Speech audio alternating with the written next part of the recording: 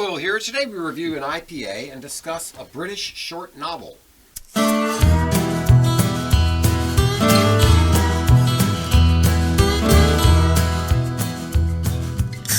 Hello and welcome to Beer and Conversation with Pigweed and Crowhill. Good evening, Pigweed. Good evening, Crowhill. What's on your mind? Jack, Ralph, Piggy. Miss Piggy. No. The boys marooned on a deserted island. Oh, okay. It must be time for PNC's Shortcut to the Classics. Yes, where we read great books by the world's great authors, provided that they aren't too long. Exactly, although this one was a little longer than most. This was 200 pages. Okay. Lord of the Flies by William Golding. Oh, Lord of the Flies, yes indeed. And because we're doing Shortcuts to the Classics, we bring in a special guest. Yes, we do. Hello, Longinus. Welcome. All right. And what beer are we drinking here today? So this is a homebrew. This is an English IPA. This is a Cheeky Monkey. And it uses Maris Otter, which is a British pale ale malt, some British crystal, biscuit malt, and Goldings in the boil. Right. And some hop aroma. Some hop aroma, yes. And a fair amount of hop bitterness, too. How might a fella get hop aroma? So typically hops provide three things. They provide bitterness, flavor, and aroma, and sort of in that order. So late in the boil, you throw the hops in, the last couple minutes, you get more aroma, or you throw them in right at flame out, or you do what's called dry hopping, where after you've finished the boil and you put it in the fermenter, you throw the hops in there. Right. And then another one is hop tea. Yeah. So I just boiled a couple of cups of water, turned it off so they got below boiling, threw in 2 ounces, let them dissolve, and then dumped it right in the fermenter the day before I bottled. Okay. And so that way it's really not spending much time doing anything else. Yeah. But, and it seemed very prominent when I bottled. Yeah. I'm not getting so much It's not, now. not quite as much hop aroma as I would expect from that, but it's a lot of hop flavor going on. And I think it's full bodied. And that's nice. So it's a little bit oily. I like that. Yeah. And it's what differs from an American IPA in that it's not tropical or citrusy. Right. Yeah. Because East Golding is not that kind of a hop. Yeah. So delicious. Very good. And regular old safe ale. Yeast, all the normal stuff. Okay, fantastic. Cheeky Monkey, you've done this one a couple times. Yes, I have, and I saw my notes said too malty last time, so I dialed back a little bit, and too dark, so I went from the it was like Crystal 60 down to English Light, which was 20s. Okay, good. So I found this ancient copy of Lord of the Flies on a little shelf in my house. It has a copyright date of 1959. Okay, and the book was 5 written in years 54, yes. Yeah, so I think I got it from a yard sale. Almost an original copy there. Yes, so William Golding was actually in World War II. He was part of the Normandy landing. Wow. And, those kind of things tend to shape a man's stick with you, yes. shape a man's view of the world. And, so 1954, his first novel, critically acclaimed right out of the gate, and never quite hit that home run again, did he? Just sometimes that's... Apparently he wrote some plays and some other things, Yeah, but nothing ever had the same popularity. No. He did win the Nobel Prize, though, right? He won a Pulitzer. Something big, things, And it's got some real legs. It's probably the most assigned high school reading book I imagine, and till today. It's been 70 years. A couple of my kids, I never read it in high school. I read it in college just because I wanted to, but my kids got assigned it in high school. Mine did too. Yeah. I read it in high school. I don't know what high school y'all went to. We went to a science and tech high school. They didn't make us read so many books. Right. we were doing chemistry. Yes. So, all right, let's jump right in. We done with Mr. Golding? Sure, yeah. So it's the basic story is a bunch of kids are stuck on an island. Yeah, that's it, right? Broadly speaking, and it just starts with them trying to figure out how many kids are on the island, right? In the beginning, it's very confusing. Yeah. Because there's no plane. No. We're not exactly sure how they got there. No. They're just, all these kids show up on an island, and we found there was a plane, but we don't know where it is. It might be in the ocean, I guess. Yeah, out to sea. But and somehow they mysteriously landed on the island despite the plane being in the air. I guess you're just not supposed to care about that. Yes, and I was I was slightly distracted by that for the first few pages because I figured that it must have come in from the sea, because there's a big scar on the island. Yeah. I'm like, well, aren't you going to make use of all the stuff that's on the plane? Yeah. And then after a while, I'm like, all right, look, never mind. There's nothing left. There's no adults. The kids look around. They go, there's no adults. But Longinus had a different interpretation of what was going on there. Well, the idea that the plane wasn't there, I think, is very symbolic. And the fact is that the sea consumed many different things for this group. All meaning in all the other people, dead bodies out there. We could talk about the plot, but I think the idea was that the plane was consumed. So again, it's just another way of just taking away their connection to civilization. Yes. And I think that's the key thing. Yes. The only thing they have that represents civilization is Piggy's eyeglasses, and one kid has a knife. And one kid has a knife. Yeah. And that's it. And I guess they've got their school uniforms on. Yes. School uniforms on. And so they find the conch shell, and Piggy, who's aptly named, a little rotund little fellow with thick glasses. Although we got to talk about how he got that, that name got used on the island. Right. So our principal characters that just start off with Ralph and Piggy. Yes. That's all you have. And Piggy. And they're just, and for some reason nobody seems to know each other, which is like, you guys don't know each other's names. No, you're flying back on a plane. But so Piggy, we never find out his real name, and Piggy told his name to Ralph on the condition that he would never tell anybody else, and then Ralph spilled the beans. Immediately called him Piggy. Because he's a teenage boy, but that's how they do it. Yeah, preteen, but yeah. Yes. So what we're talking about here, who the oldest boys are or what, 12, 13? Something like that. And then there's a bunch of little ones who are 6 and 7. Yeah. So that's the full range of the boys. So this shell becomes really the first symbol of them trying to bring civilization to bring order to it. Bring order and civilization. So they figure out how to blow this shell, and then kids start peering out of the woods who had, I guess, crashed the night before. People scattered about, and this brings them together. This horn, rallies all, and then they can kind of take stock of who's here, and then coming towards them is Jack and a bunch of guys in black robes. Marching, yes, in a sort of a military kind of way. Right. And it kind of looks like a single entity coming to them. Yes. So.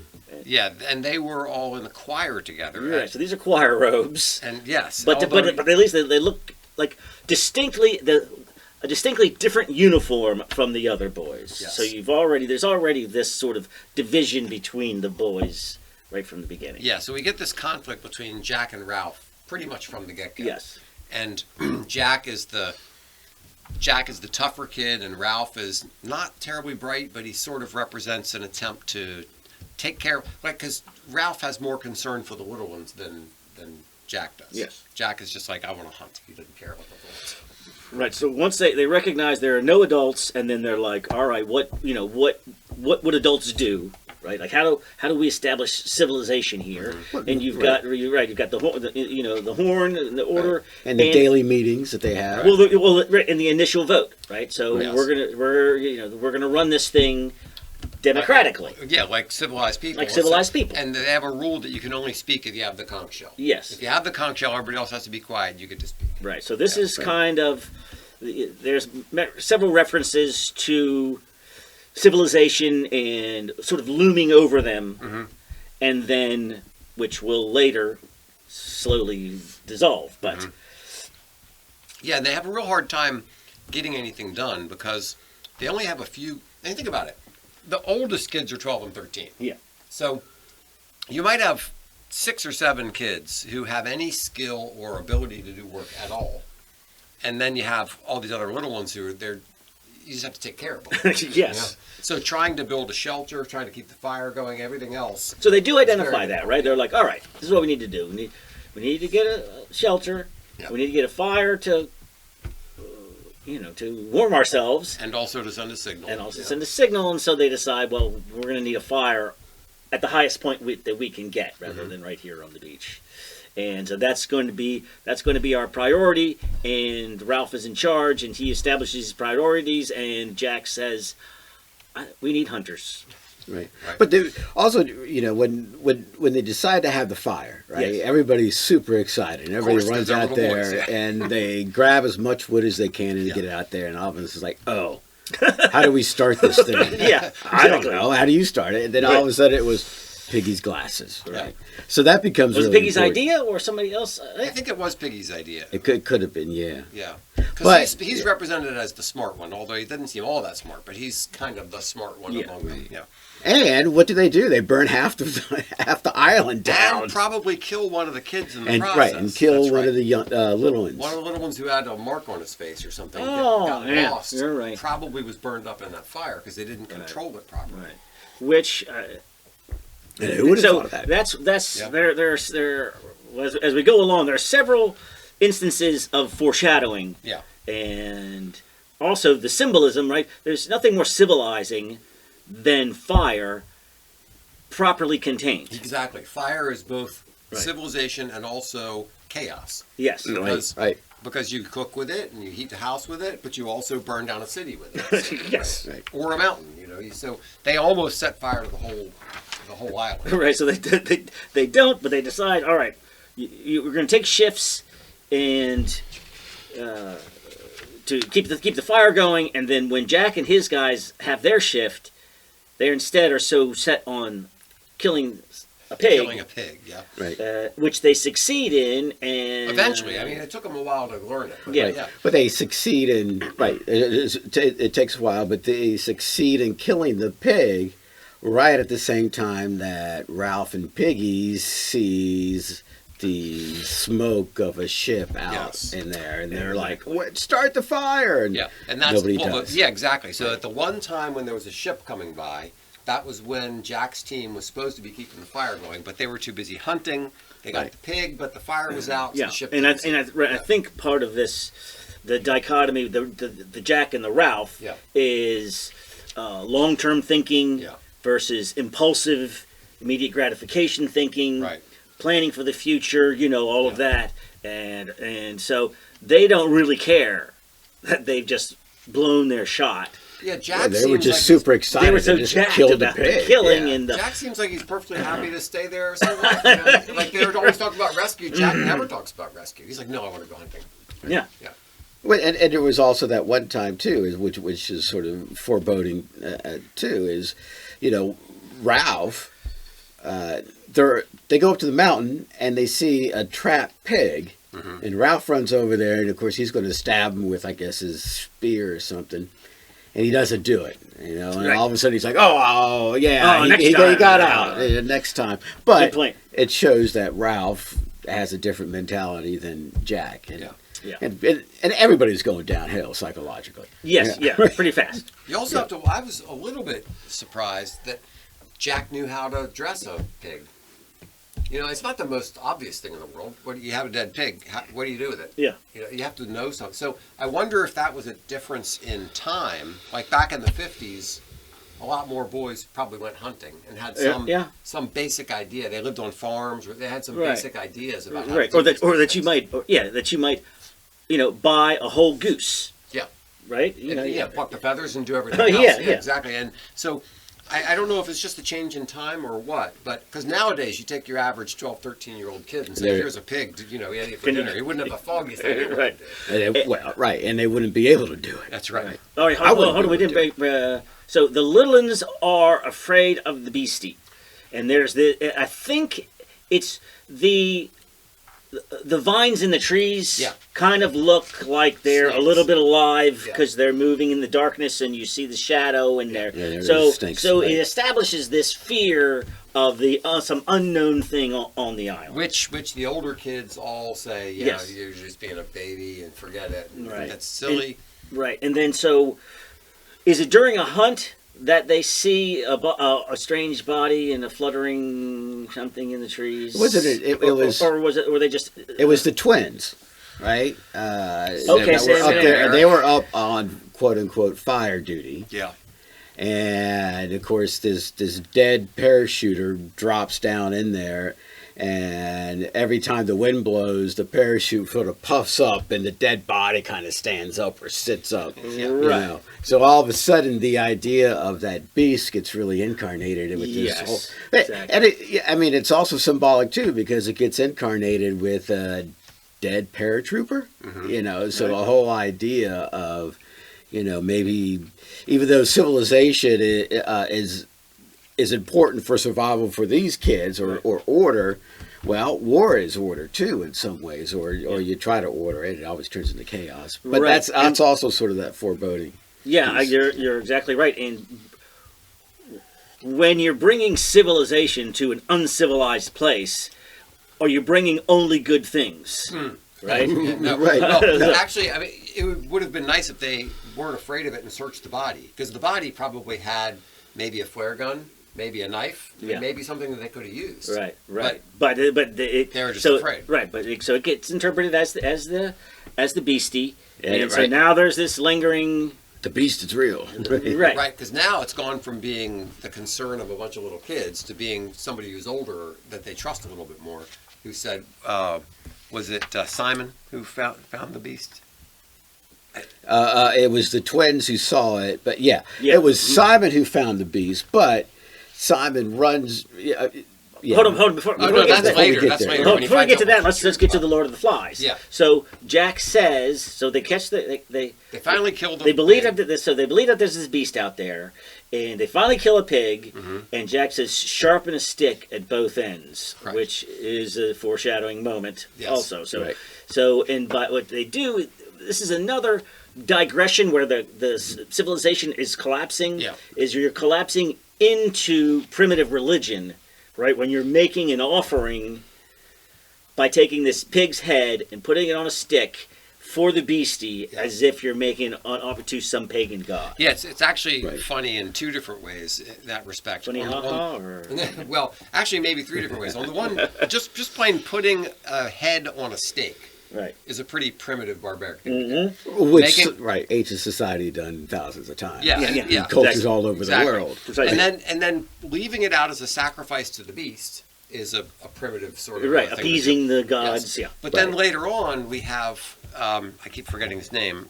Roger Simon. or Simon. Simon goes out and sees the head. It's now been started to decompose or flies all over it. Right. And that's where you get our title. that's where we get the title, Lord of the Flies. Right. The pig's head, it becomes this thing that Simon apparently has some sort of mental disorder, and he's like having a communication with this pig's head. Yeah, he's sort of hallucinating. Yeah. And the pig, the way it's described is the flies are so thick on the pig's head that it looks like it's moving and Yeah. talking Yeah, and okay. all of that. So Yeah. Yeah, so he's having this silent conversation with this pig's head, and Lord of the Flies is Beelzebub, which Right. is the Hebrew word for the devil. So here you've got this Right. this pig's head basically becomes the devil on the island. And then, so go ahead, Lon Giants. You said so. So Simon goes up, realizes that it is just a dude in a parachute, right. while they are all having their Orgy of their feast. yeah. Jack's hunting tribe have now painted Oh, themselves. now we also have to talk about the separation. Okay, by this yeah, time. that's By important. this time they've broken up. So there's always this conflict between Jack and Ralph. Right.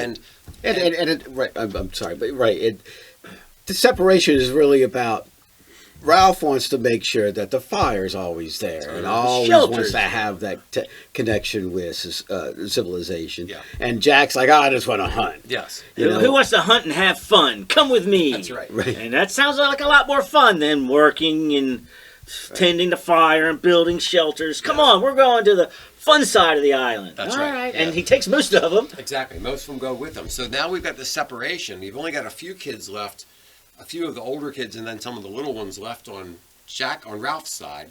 And Jack and the rest of them build this. They go make this fort up on top of this hill. They have their big They cook the pig. They may have a big dance. They have a big fire. And then they invite Right. Ralph and Piggy. Right. The thing about where Jack and the gang is now being held, it's like there's a very small sort of pathway to get there, and they have to go up like a very steep incline, which is totally rocky, and a lot of the rocks are loose and everything. Yeah. So it's really sort of a defensible place. Yeah. You know, and the boys love that, right? Because they're playing fort. You know, let's go ahead and play the fort. That's a good point in terms of foreshadowing. They do roll a boulder off earlier during the beginning of the separation. Yeah. That will also come back a second time. Yeah. Right, and then Ralph's like, "Come on, let's get out of here and build the fire and and stop playing games like throwing rocks off this thing or getting boulders to fly off." And people are like, "No, that's more fun." Of course it is. Yeah. So Simon comes back. He finds out that the beast is really a human stuck to a parachute. Comes down, tries to tell him about it, and then he becomes a victim. Right. I mean, like all the boys are dancing around. They have that chant. What is it? Yeah. Kill the pig, kill the stab pig, it. Blood, stabbing, whatever it is.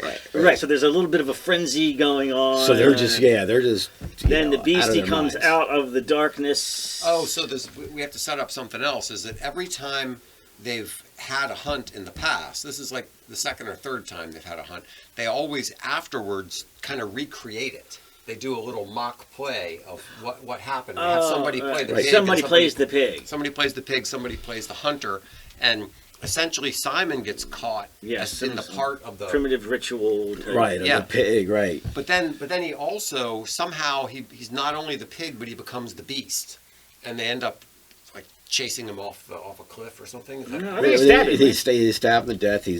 He's on the shoreline during low tide. Yeah. So by the morning, high tide comes and sweeps his body. And Ralph is like, "Remember last night?"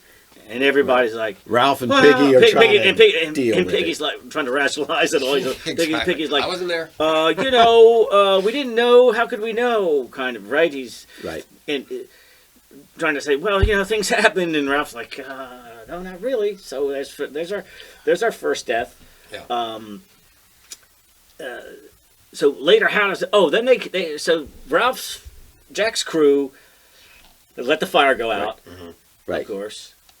So they come in and steal the fire. They steal Piggy's glasses. When I said the first time they just steal the fire, and they're like, "Dude, just ask for it. I know, just ask for fire. It doesn't hurt us." But they like their makeup and they're raiding the other party thing, and then the next time they come because they have.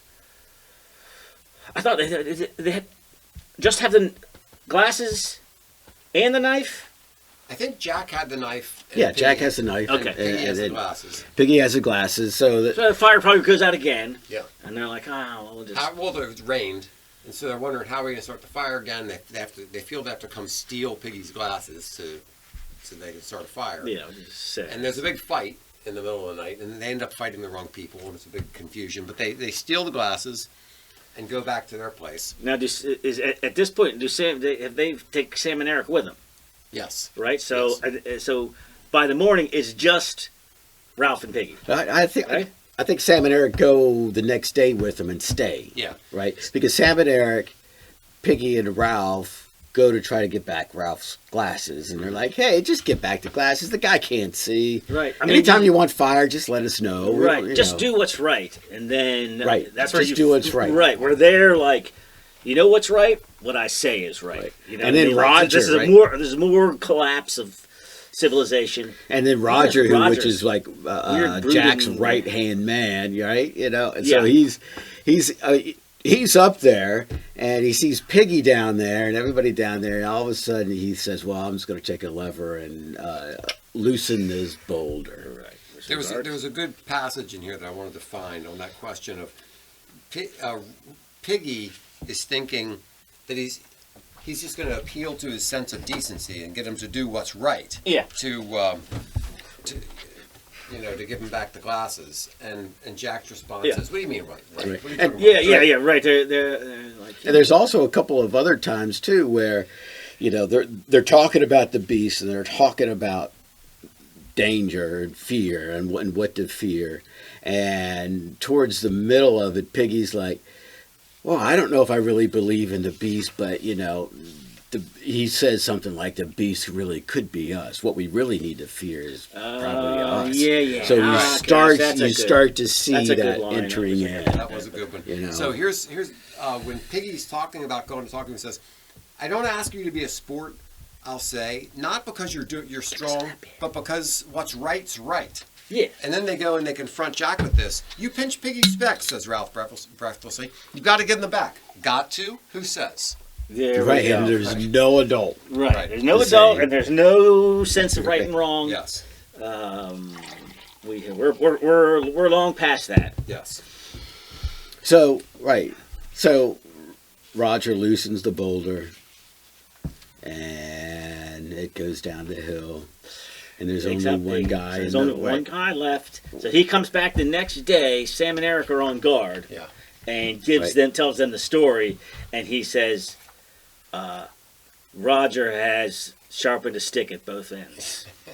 Right? So now that's and right. So it's already you. set up. Yeah. And now we know what phase 2 is going to be. The only threat to Jack's reign is Ralph. And he's got to.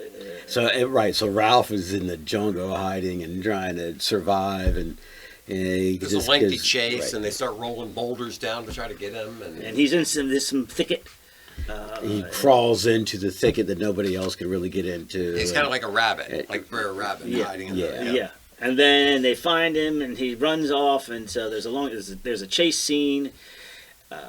He knows this could only end really one way, and so then he runs out onto the beach where he's exposed. Yeah. Right? Or is this where we are now? Right? Yeah. All right. And comes across a naval officer. Right, naval officer with the cap on it. Yes. And the naval officer, there was a terrible, a famous adventure book which is still in print called The Corral or something and it's about 3 boys being on a desert island, except for in this version, Christianity prevails and the 3 boys work together and things, but. That when the officer says, "What a jolly something time you've had." Yeah, exactly. Yeah. So that's a direct reference to this book. Okay. He thought they were just playing war. Yeah. Yep. Oh gosh, and you can see you can hear the tone of his voice. He's like, "Oh, nobody killed, I hope. Any dead bodies?" Right. Like you can hear like a little chuckle in his voice. He goes. Only 2, and they're gone. Yeah. Right? Like, it gets dark real quick. Not sure if he really gets it. No. I really love the very last paragraph. So after the boys start to come to terms with what's going on, and they start crying and all that. This is stiff upper lip Britain. Right. The officer, surrounded by these noises, was moved and a little embarrassed. He turned away to give them time to pull themselves together. And waited, allowing his eyes to rest on the trim cruiser in the distance. Right, sorry. Very stiff upper lip. Yeah, and he was pulling himself together too because he's like, "Oh, wow, this was a lot. This isn't horsing around. This is." But he was embarrassed to see the outpouring of emotion from boys. Yeah, it's like, yeah. So here you go. Hold on, wait a minute. But yeah, what does it say right before that? So we saw your smoke, and the officer says, I should have thought that a pack of British boys, you're all British, aren't you, would have been able to put up a better show than that. Yeah. Right. Yeah, there's a lot of British snobbery and going on. And very early they're like, all right, so we're stuck on this island, but look, we're British. Okay? Right. We're not going to F this up. Yeah. Right. Yeah, we conquered the world. When I read it, I read it twice, and with a 35, maybe 40, it's been 40-year interval between the two. Yeah, me too. It's pretty amazing. But when I first read it, I kind of remember, or I hope I remembered it this way. It was like, it sounds like a pretty, it was there is some adventure in there. It Yes. is kind of exciting. That's why it's a about that. perfect. That's why it's such a great high school book, because it's you can still relate to being 12 and 13, but you're still young enough that you're not an adult, and so. And But I would have done it differently. Would I- We wouldn't have happened. We would have kept. We wouldn't have killed each other. We would have. Yeah. So So that's why it is the perfect high school book. But now, as a 58-year-old looking at this thing, after having children, it is it's very disturbing. I was disturbed. Yeah. And then the first thing I just like to say is, I always thought that, they get rescued and they go back to civilization, but they don't, because in the beginning it talks about they're being evacuated because atomic bombs are going to blow up England or have blown up England. They don't know what's happening. So when they say, there's nothing to go back to, it's chaos. Yes, they know where we're going. We just haven't made it there yet. Like when they're talking about the possibilities of being rescued, I'm thinking that they're heading back to London from wherever they are. Yeah, that's what I was thinking. But you're saying that's not the case at all. This is evacuation. Well, one of That's them my understanding of evacuation. It sounds better now. Was it Ralph? Was it Ralph who kept thinking of the house with the ponies and the place where they would go on vacation? Yes. Yeah, so I was imagining him thinking, I'm going to go back to that. Yeah, me too. Yeah. Well, I see, but he's reflecting back on this lost aspect. So, the big picture, in terms of themes, is so when they pull out, when they get the boys together, the island's on fire. Yes. So if you look at again, fire is civilizing. And civilization brings order to unprimitive, in terms of colonization, right? To unprimitive places, civilization brings order, and it could also burn the whole damn thing down. Yeah. So so I think the other message that's going on, the dual messages that are going on. The other message is what happens to proper British boys when they're removed from the constraints of civilization. The rules. Yeah, when the rules are taken away. The constructs, the order. You don't have the school, you don't have the prefects, you don't have... And this is the pinnacle of civilization in their minds. Exactly. I mean, remember in the British mind. Right? Yes. Remember the beginning, Jack is out there. He marches with this group down the beach and shows up. And then he goes, orders, I love orders. And he's the guy that is, takes away everything and creates the chaos, even though now he's in charge of it. So, I think the point that he was trying to get across is, and he probably saw this from serving in World War II, that there's this very thin line, very thin veneer that maintains civilization. Right. You take that away, and now you get down into the primal urges, and all the nastiness comes out. And what's to stop them? You tell me I can't do that. Who says I can't do that? And it becomes just whoever's stronger or whoever can be the most charismatic leader. Yeah. it's a but not the smartest, because Piggy's the smartest. But smartness is not what makes you a leader. Right. In this world, maybe any world. Yeah. right. So what about the noble savage? Well, I was going to say this is a ahead. Hobbesian, right? This is this is the book that goes back and where Thomas Hobbes says, without civilization, we're just going to kill each other, right? And this is pretty much illustrates that. Yeah. And then you have sort of the noble savage aspect of it, which is going back to you get rid of society and civilization, all those orders, and that's the stuff. That's Right, man in his natural environment is actually good. It's civilization that corrupts and makes him evil. Yeah, Right. which I'd never believed. Right. Which is why I read the book in the first place, to tell you the truth. Because when I was in college, there was a lot of that conflict going on. Is man inherently good or is man inherently bad? So I wanted to read Lord of the Flies to kind of see that perspective. How about both? One Well, that's what I'm saying about the other, fire. right? Yes, it is, but it's like Yeah. fire brings civilization, and it can also make a mess of things. So civilization can make a mess of things. So many bad and terrible things that happen because of civilization. So many wonderful and beautiful things. That happen. That's why I think it's great. It's a great story. It sets things. It anticipates it foreshadows events that come in the future. It creates conflict, and it's very tight. It's 200 pages. So I asked ChatGPT what are some of the criticisms of this book All right. from various perspectives.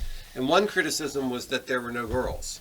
And I thought it's coming from a sporting school. Yeah. It's the 1950. Yeah, so 54. that's a stupid criticism that there are no girls in there. Yeah. And then the other criticism is just the idea that people would so quickly sink into savagery. What was that movie where there was the boy and the girl that was stranded on the island? Blue The Blue Lagoon, you know. So this isn't the Blue Lagoon, by the way. No, this is Right. not the Blue Lagoon. Right. No. Yeah, so I thought, yes, it was relatively fast, their descent into savagery, but it wasn't unbelievably fast. Right. Yeah, and in terms of presenting the ideas that you want to present, you got to move things along. Exactly. You need to make this thing a 3-year. Exactly. It's 100 pages. If it was any longer, there never would have been a shortcut to the process. Yes, and then where would you be? I know. And you were pushing it, by the way. With 205 pages. We or were whatever. violating our rules just to slide this one in here. That's true. All right, well, that was a great treat. read. Yes, sort of take you back to high school and saying it still holds up. All right? Oh, my God, yeah. Very good. Thanks so much for listening to Beer and Conversation with Pigweed and Crowhill. Remember to visit us at pigweedandcrowhill.com or send us an email at pigweedshow@gmail.com.